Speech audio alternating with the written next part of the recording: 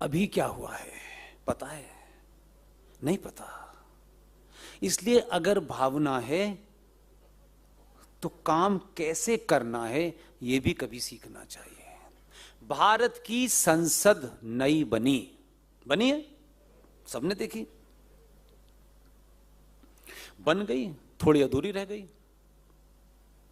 एक दिन अनाउंसमेंट हुआ कि 2 दिन बाद भारत की संसद का इनॉग्रेशन होना है।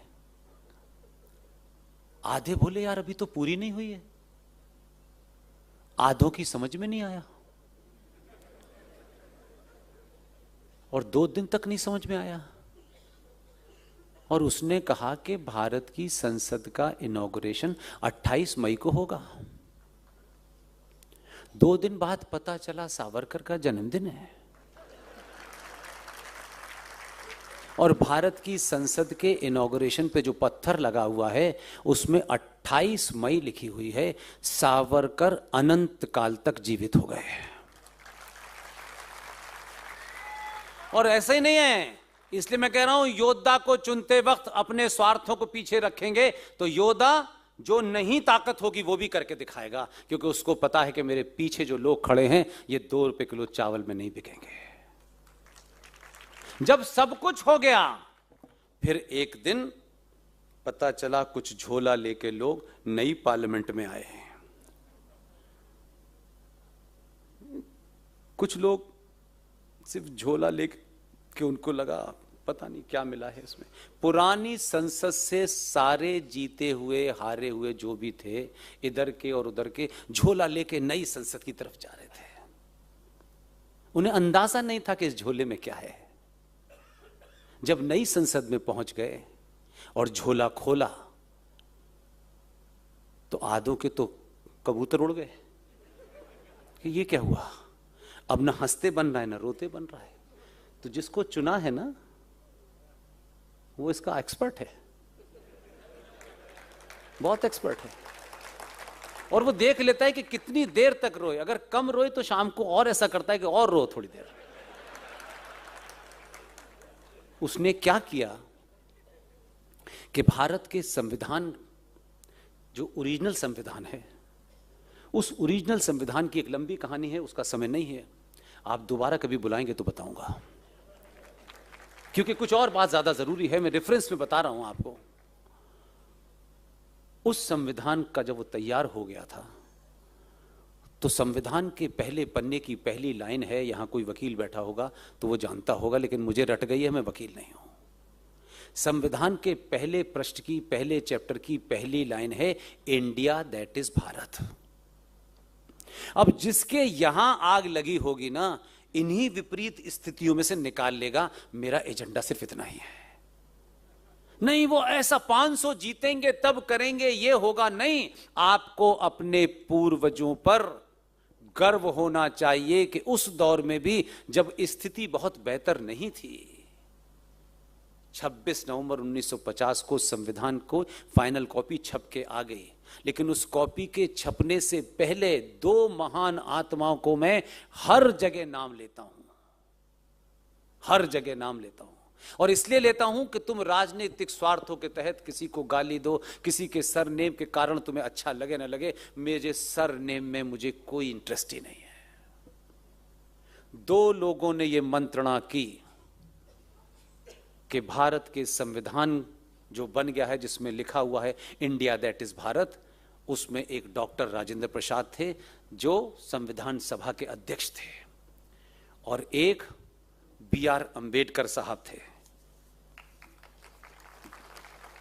B.R. अंबेडकर साहब ड्राफ्टिंग कमेटी के चेयरमैन थे। दोनों का केमिस्ट्री देखिए।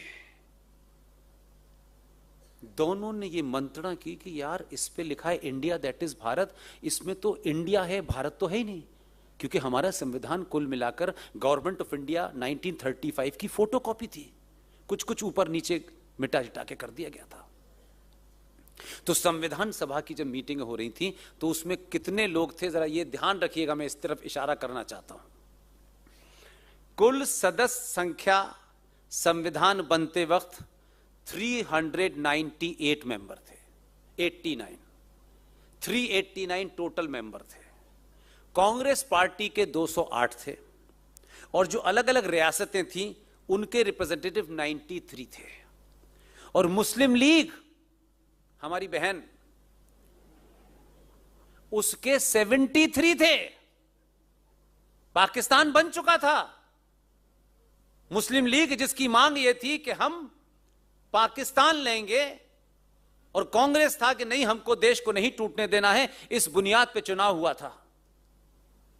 भारत का विभाजन हो गया, लोग चले गए।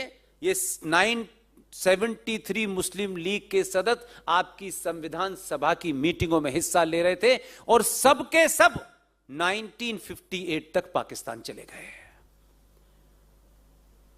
15 अलग से थे और अंत में जब उस पर साइन हो रहे थे तो 284 लोगों के साइन थे। ये मैंने एक फैक्चुअल सिचुएशन रखी आपके सामने। वो सब कंप्लीट हो गया, तब अंबेडकर और डॉक्टर राजेंद्र प्रसाद के बीच में मंत्रणा हुई और उन्होंने कहा कि इसमें भारत नहीं दिखता। गजब का विजनरी आदमी था। उसको कुछ बौने लोगों ने चौराहे चौराहे अपने स्वार्थों के लिए इस्तेमाल किया। B.R. अंबेडकर ने राजेंद्र प्रसाद से यह कहा कि अब हम इसमें बदलाव कुछ नहीं कर सकते क्योंकि सब कुछ संविधान सभा से पास हो चुका है। हां, हम एक काम कर सकते हैं जिसके लिए संविधान सभा की आवश्यकता नहीं है।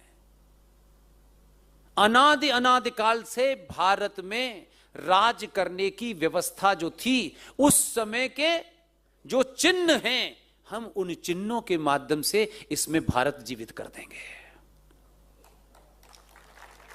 दोनों लोगों ने मिलकर यह बात गुप्त रखी और बंगाल के शांति निकेतन के उस समय के सबसे बड़े आर्टिस्ट नंदलाल बोस से खामोशी से बात की और नंदलाल बोस को बताया कि हम ये चाहते हैं, समय कम है, ये संविधान की एक कॉपी आप ले जाइए फोटोस्टेट करा करके, और ये बात पता नहीं चलनी चाहिए। मेरे और आपके लिए जो मजे की चीज है वो सुनिए। नंदलाल बोस ने अपने सबसे ओबीडियंट जो उनका स्टूडेंट था उसको यह प्रोजेक्ट समझाया।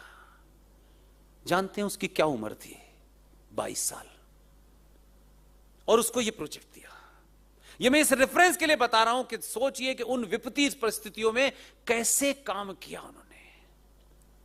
और फिर उसमें जो जो चैप्टर हैं, स्टेट के सेंटर के साथ क्या रिलेशन है, व्यापार हमारे यहां होता था तो उसके क्या सिंबल हैं, हमारे आदर्श की बात कही जा रही है, जहां नागरिक मूल्यों की बात की जा रही है, जहां वैल्यूज की बात की जा रही है, वहां क्या चिन्ह डाला जाए। इस तरीके से इतिहास के सारे वो चित्रों को निकाला गया और उसका काम नंदलाल बोस को दिया गया और बहुत तेजी से वो काम हुआ और सारे चित्र बन गए। इसलिए अगर मैं ये बात इसलिए कह रहा हूं कि ये जो जनरेशन बैठी हुई है इसका कसूर नहीं है।